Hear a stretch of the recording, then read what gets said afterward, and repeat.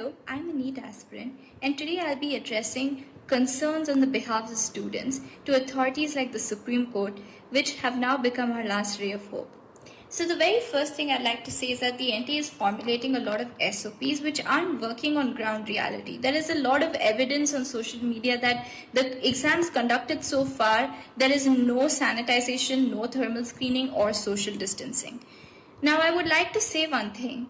NEET and JEE have 25 lakh aspirants all over India, including parents who will accompany their children to the exam center. They will travel hundreds of kilometers. They will have to arrange for, an accommodation like a hotel. And it's not like a exam center is present in every district of India, and that's not practically possible too, right? Does this SOP guarantee that every student out of the 25 lakh is safe? Because if it doesn't, it does violate the right to life, because health is a large portion of life and many people can't afford this kind of treatment of COVID, especially looking at the situation now. Our medical infrastructure is crumbling. I do understand that everybody is getting frustrated by studying so much, and I have gone through it too. But when you're kept in a room, how much of a social distancing you do, 10 people, 15 people, 12 people, keep in mind that most of the infections are asymptomatic now. AIMS has done a study that says that temperature does not really indicate whether you have COVID or not. So these will go undetected in the thermal screening, and we are being exposed to the pathogen or virus at large.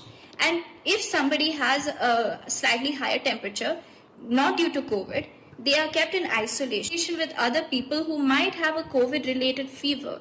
Again, a huge risk for them.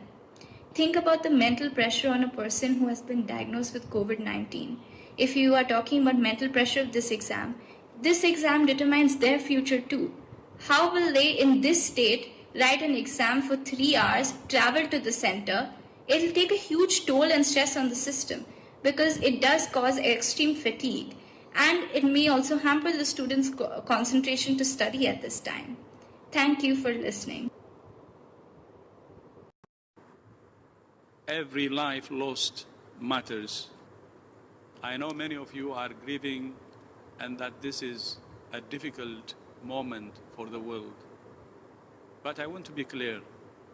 There are green shoots of hope, and no matter where a country, a region, a city, or a town is, it's never too late to turn the outbreak around. There are two essential elements to addressing the pandemic effectively.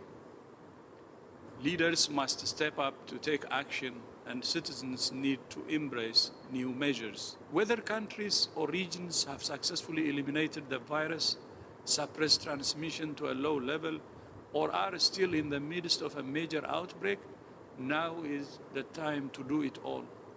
Invest in the basics of public health, and we can save both lives and livelihoods. My message is crystal clear. Suppress the virus. If we suppress the virus effectively, we can safely open up societies.